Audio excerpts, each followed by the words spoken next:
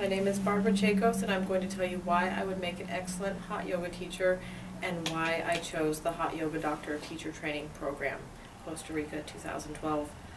In 2002, I suffered a traumatic brain injury. I was in a bicycle race down in Mexico.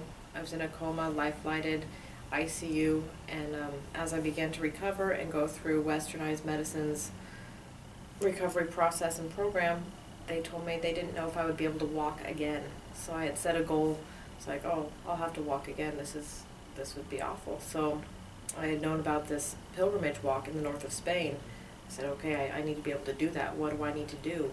And luckily, my mom took me to our family chiropractor, and he said, you know what, you're going to be just fine.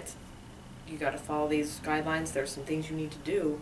Come get adjusted regularly. And I was able to, over time, regain full mobility.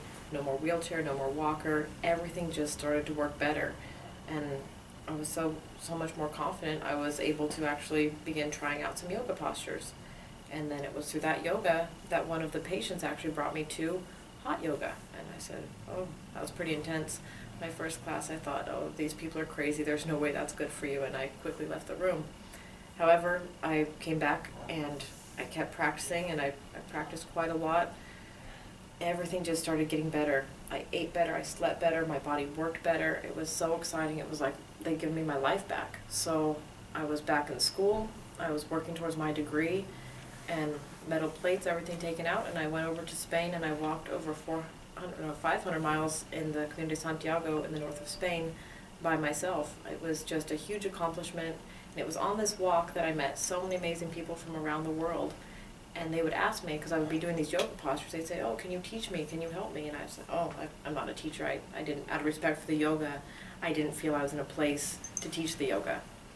But I made up my mind, whatever it took, I was going to come home, give back, and become a teacher, and follow that path. So in 2009, in the fall, I was able to graduate, and I became a hot yoga teacher.